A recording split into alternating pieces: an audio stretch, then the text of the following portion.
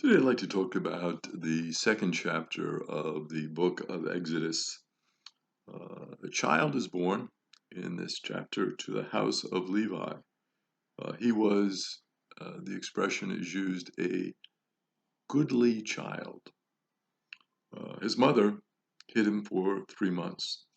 But when she could no longer hide him, because at this time the Pharaoh had asked that and decreed that the male children of the Hebrews, the Israelites, would be thrown in the river. So that's why he was hid for the 3 months. But when she could no longer hide him because he had grown and gotten bigger, obviously, she took a papyrus basket. And the word that is used for basket, very interesting word, it can be translated as ark. It is the same word that is used in Genesis 6:14 for Noah's Ark, and it is only used twice in the Bible. It's used here in Exodus 2 and in Genesis 6:14. So interesting that this concept of the ark, where the people would be saved from evil, the evil of the flood, in this case, the evil of the what Pharaoh was doing, the evil of the slavery, and the evil of the destruction of the Jewish children. Uh, so he's placed among the reeds in the river, and his sister is there. And the sister is kind of waiting to see what would happen. Pharaoh's daughter notices the basket. She comes down to bathe in the river, and she sees the basket there. And she asks her handmaids to fetch the basket. Other traditions, though, it's interesting with this passage.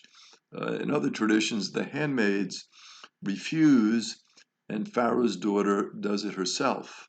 And when she touches the basket, she is cured of leprosy. There's no historical basis, but it became very popular, and it led to Haggadic Midrash. Haggadic Midrash is a pious tale that is told to edify. So the fact that in touching the basket, she would be cured, that was the idea of something being very helpful for the people. It would kind of lift up their spirits.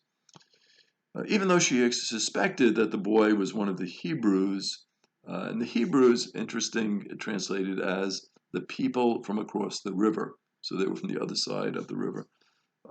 So she suspected the boy was one of the Hebrews. She was moved with pity. And she was moved with pity at the sight of the child to care for the child. His sister asked the daughter of Pharaoh if she wanted one of the Hebrew women to nurse the child. And the daughter said, yes, that's a great idea. One of the Hebrew women doing that would be very good. So what does she do? The sister gets the child's mother to do that. And Pharaoh's daughter asked her when she brought her to nurse the child, and she even said she would repay her for that, nursing the child, not knowing, of course, that it was the child's mother.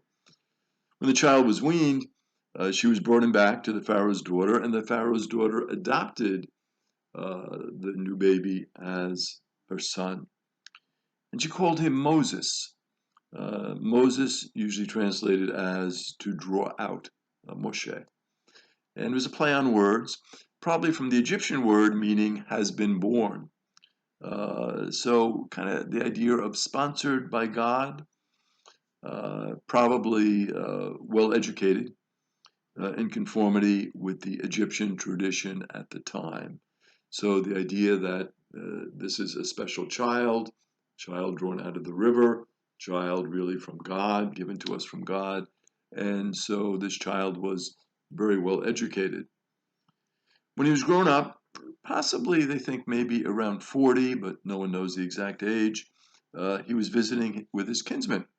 So he had this must have had this ongoing relationship with his kinsmen. And he saw their forced labor. And of course, this upset him that his kinsmen were subjected to this forced labor. And he noticed an Egyptian striking a Hebrew, one of his own kinsmen. So he's like upset by this. And he looks around, there's no one around. So in his anger, he killed the Egyptian and he buried him in the sand. The next day, he saw two Hebrews fighting. He asked the culprit why he was striking a fellow Hebrew, and replied to Moses and said, "Who has appointed you as the judge? Why are you judging me that I was striking one of our fellow Hebrews? Uh, you know, how can you judge over me? What are you doing here?" And then he says, "Do you want to kill me as you killed the Egyptian?" Moses, then, when he heard that, he became afraid and thinks now this killing that he did of the Egyptian, when he thought that no one knew and he was looking around and he thought no one noticed it, now people are aware of it. Pharaoh also heard about this, and Pharaoh was very upset and couldn't tolerate this, and so he wanted to put Moses to death. So Moses did a very smart thing. He fled the land, and he went to the land of Midian. Midian is a desert area that's located in the northwest corner of modern-day Saudi Arabia.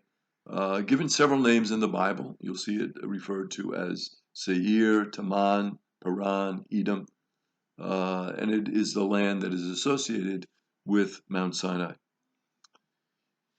He defended the 7 daughters of a priest of Midian by a well. They are gathered by the well, and this well is a traditional spot in the Bible for men and women to meet.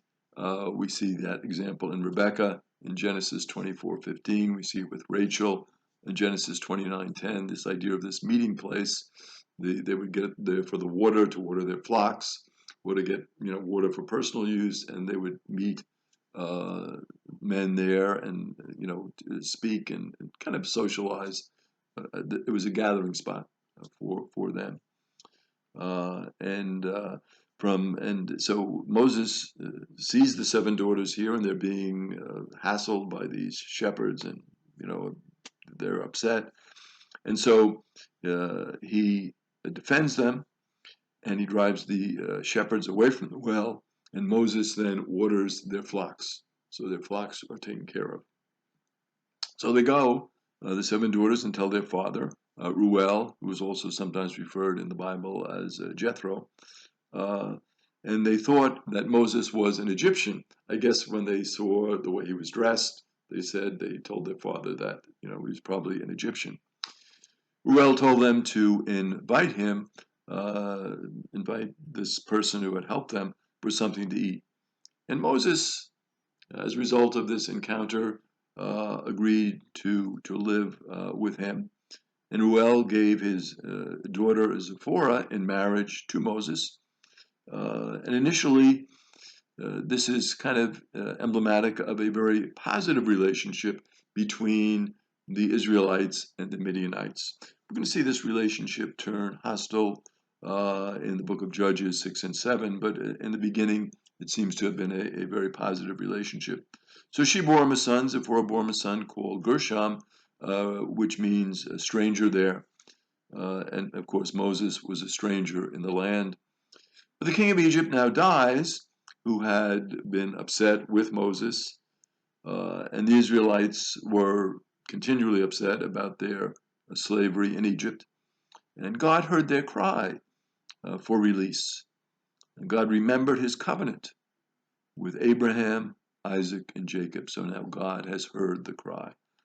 So what do we see here? We see, the importance of women again in the salvation of Israel. We saw it in chapter 1 with the midwives. Now we see it with the sister of Moses. We see it with the daughter of Pharaoh. We see it with the mother of Moses. We see the importance of the women, because the salvation, the saving event, is happening as a result of this intervention of the women. We see also the tribe of Levi, the priestly tribe now that Moses is from. And the parents' name are not given here. They're given in Exodus 6:20, Amram and Jochebed. When Moses is referred to as good, what are we thinking? We're thinking of the echoes of the creation story from the book of Genesis. We see it in Genesis 1:4, 1:10, 1:18, 1:21, 1:31, we see that creation is good. So Moses is good. This is now going to be a new creation through Moses. So it is amazing the parallels here. And the basket, of course, echoes what the story of Noah. The Hebrew word chosen for basket in verse 3 is the same word for Noah's Ark in Genesis 6 through 9. And these are the only biblical passages that use that word. So this idea of the basket and the ark, very important in terms of bringing salvation, the promise going through Noah, the promise now going through Moses, the idea of the covenant continuing through this basket, through this ark, is an amazing parallel. And Moses survives this passage through the water and also through the passage of the waters in Exodus 14 and 15. So this passage now through the waters that the Pharaoh's daughter intervenes and the handmaids. And now we see also later on in Exodus, there's going to be a passage through water. The baby is crying, but the Israelites are also crying in verse 23. They're crying because of the oppression. We see the heroic actions of the women, Moses' sister, the daughters of Pharaoh, Moses' mother. They actually saved Moses. Interesting, some parallels. The legend of Sargon very much parallels the story of Moses. So some of these ancient stories from the Near East, we see the parallels continuing in the story of Moses. The stories of Sinew and Idmiri speak about leaving their homeland, parallel again to the story of Moses. They leave their homeland for an exile, and they come back for a position of power. So Moses leaves, then he comes back, and he's going to assume, as we're going to see, a position of power.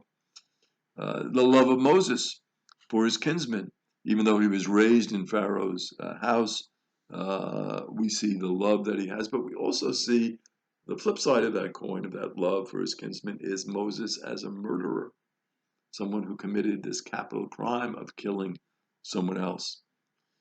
The Hebrews seem dispirited, a preview of what will happen between Moses and the people after they leave Egypt. They're crying out in oppression, they're upset, terrible conditions. They have to build all these cities. The children are being killed. It's a horrible situation for them and discouraging, obviously. It had been a great situation when Joseph was in charge, and now, of course, it has quickly turned, and it's hard for them. And naturally, in that type of suffering, you can see why they would be dispirited. Prayer. The people are praying, and God listens to their prayer of petition. So again, the importance of prayer. The people are crying out in prayer. They're crying out for God to help them. They're crying out for salvation. They're crying out to be liberated from the slavery. God will respond to their prayer.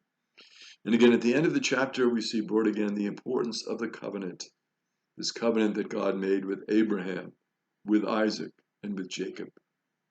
This covenant, they cry out to God, remember the covenant. And God, of course, reaffirms the covenant. And in the story of Moses, now the covenant will be so prominent.